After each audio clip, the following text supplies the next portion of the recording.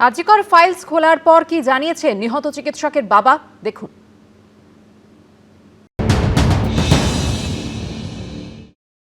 তিনি প্রথমেই বলেছিলেন যে ক্ষমতায় বসে কমিশন গঠন করবেন এবং আরজিকরের বিচার দেবেন, যারা অপরাধীরা মাটি খুঁড়ে বের করবেন।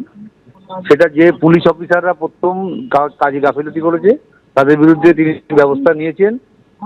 ব্যবস্থা নেওয়াতে আমাদের অবশ্যই আমরা চাইছি যে এই মুখ্যমন্ত্রী, যিনি এখন বর্তমান মুখ্যমন্ত্রী এবং আমাদের দলেরই একজন মুখ্যমন্ত্রী, তিনি এই রাজ্যে সুশাসন প্রতিষ্ঠা করবেন। আজকে বিচার পেলে আমরা যেটা পাবো সেটা হচ্ছে সমাজের সুশাসন প্রতিষ্ঠিত হবে, সেটা তিনি এগিয়ে নিয়ে যাবেন বলে আমরা বুঝতে।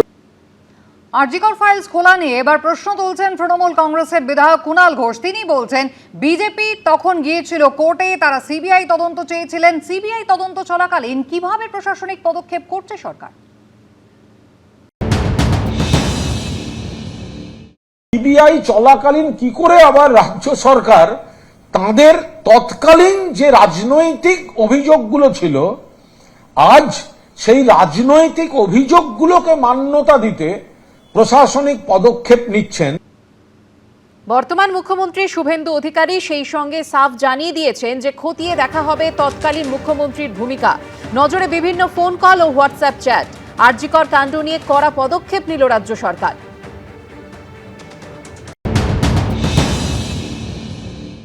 কোনো মন্ত্রী মুখ্যমন্ত্রী দিদেন টাইমে তাদের কোনো ইনস্ট্রাকশন ছিল কিনা, এগুলো আমরা সব বের করব এবং তার পারিপার্শ্বিক যা আছে, ফোন কল রেকর্ড,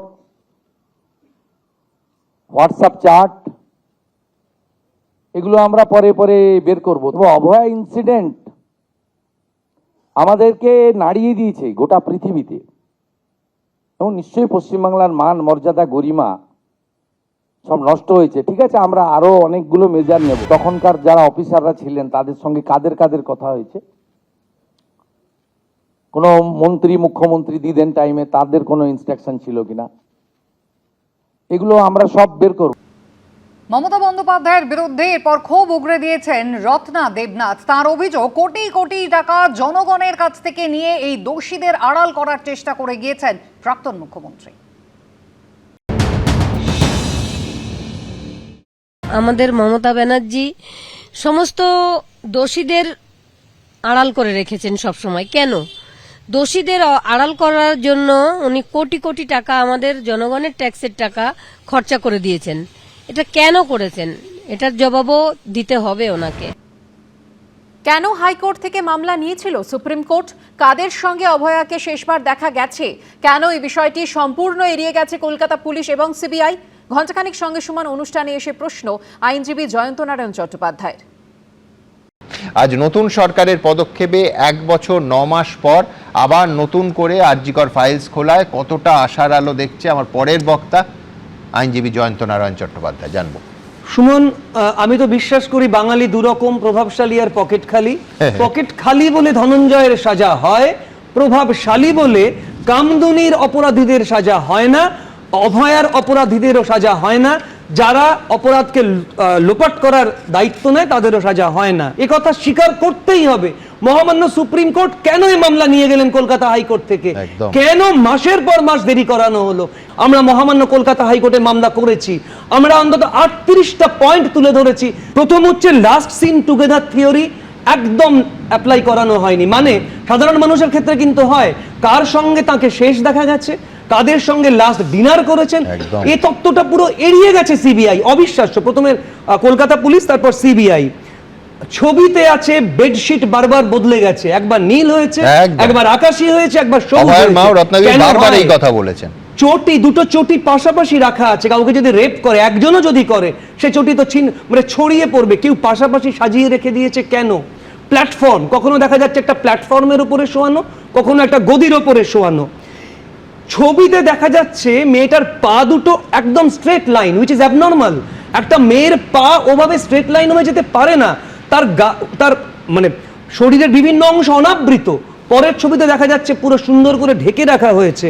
সিসিটিভি ফুটেজে আমরা দিয়েছি মহামান্য আদালতে যে একদিনে 1 ঘন্টায় 62 জন লোককে দেখা যাচ্ছে তারা ঘুরছে, তাদের খালি গা, কেউ হাফ প্যান্ট পরা, কেউ গামছা পরা, তাদের আইডেন্টিফাই করা হয়নি।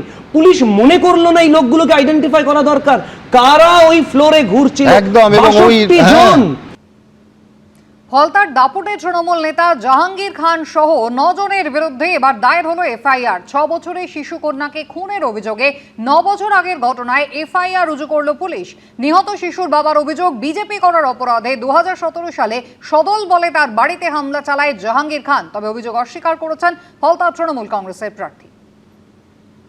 জাহাঙ্গীর নিজে ইঁট ছোড়ে আমার মেয়ের মাথায় লাগে, আমার মেয়ে 3 মাস পরে মারা যায়। বাড়িতে হামলা চালিয়ে 6 বছরের শিশুকন্যাকে খুনের অভিযোগ। ফলতার দাপুটে তৃণমূল নেতা জাহাঙ্গীর খান সহ 9 জনের বিরুদ্ধে 9 বছর পর দায়ের হলো এফআইআর। অনিচ্ছাকৃত খুন, ভাঙচুর, মারধর, হুমকি, শ্লীলতাহানি সহ একাধিক ধারায় মামলা রুজু করেছে পুলিশ। ঘটনাটি 9 বছর আগের, অর্থাৎ 2017 সালের। নিহত শিশুর বাবার অভিযোগ, বিজেপি করার জন্য তাকে এলাকা ছাড়া করার চেষ্টা চালান তৃণমূল নেতা জাহাঙ্গীর খান ও তার অনুগামীরা। প্রথমে ডাকাতি আর মাদকের মিথ্যে মামলায় তাকে জর্জরিত করা হয়। অভিযোগ, তৃণমূল নেতা জাহাঙ্গীর খান সদল বলে তার বাড়িতে হামলাও চালান। তার দাবি, সেই হামলার জেরেই 3 মাস পর তার মেয়ের মৃত্যু হয়। মেয়ের জন্য বিচার চেয়ে পুলিশ প্রশাসনের দরজায় দরজায় ঘুরেও কোনো সুরাহা মেলেনি বলে অভিযোগ করেছেন তিনি। সালটা 2017 সাল, 9 বছর আগে। এই যে বাড়িতে আমরা দাঁড়িয়ে রয়েছি, এটা হচ্ছে যে বাড়ি, সেই বাড়িতে হচ্ছে ছোট্ট 6 বছরের শিশুকন্যা সে বাড়ির মধ্যে ছিল। এবং যেমনটা অভিযোগ, এই যে বাড়িতে ভাঙচুর করা হয়, জাহাঙ্গীর খান ও তার দলবলের বিরুদ্ধে অভিযোগ ভাঙচুর করার। এবং সেই সময় এই যে ঘর রয়েছে, এই ঘরেতে ছোট্ট 6 বছরের শিশুকন্যা সে এখানে শুয়েছিল এবং তখন বাইরে থেকে ইট উড়ে আসে। জাহাঙ্গীর খান ইট মারার পরে ইনজুরি হয়, তারপর থেকে মেয়েটা মারা যায়। এটা খুন করা হয়েছে। এটা পুলিশকে এর আগে অনেকবার জানিয়েছি, কোনো এফআইআর নেয়নি। এমনকি মুখ্যমন্ত্রীর কাছেও গেছি, কোনো জায়গায় সুরাহা পায়নি। থানা থেকে বলছে জাহাঙ্গীরের কাছে ছাড়া এসব আমরা কিছু করতে পারবো না, ওর কাছে যাও, ওর কাছেই বিচার। তবে অভিযোগ অস্বীকার করেছেন ফলতার তৃণমূল প্রার্থী জাহাঙ্গীর খান। 9 বছরের ঘটনা, মিথ্যা কেস আমার নামে আরোপ করেছে। এখন লোকাল প্রশাসন যদি সে জোর করে যদি কেস দেয়, সেখানে তো আমার কিছু করার নেই। কিন্তু আমার যা জায়গা আছে কোর্ট, তাই আমি হাইকোর্টে আমরা আপিল করেছি। নিহত শিশুকন্যার বাবার অভিযোগ, জাহাঙ্গীর খান ও পুলিশের একাংশ টাকার বিনিময়ে সালিসিতে তাকে বিষয়টি মিটিয়ে নিতে চাপ দেয়। এক জায়গায় সালিসি হয়েছিল, দেখ তুই ভুলে যা, তোকে 30 লক্ষ টাকা দেবো। সালিসিটা হয়, তুই তোর মেয়েকে পাবি না ফিরে, তুই এই বিচারটা মেনে নে। ফলতা থানায় নিয়ে গিয়ে সই টই করিয়ে রাত 2-2:30টার সময় ছেড়েছে। নতুন সরকার এসেছে, আমার এই এফআইআর করা হয়েছে ফলতা থানায়, এটা যেন আমি ন্যায্য বিচার পাই। পুলিশকে দিয়ে হুমকি ও সালিসিতে চাপের যে অভিযোগ নিহত শিশুকন্যার বাবা করেছেন, সেই সময় দায়িত্বে থাকা পুলিশের তরফে তা অস্বীকার করা হয়েছে। পার্থপ্রতিম ঘোষ, এবিপি আনন্দ, দক্ষিণ 24 পরগনা। এবিপি আনন্দ, এগিয়ে থাকে, এগিয়ে রাখে।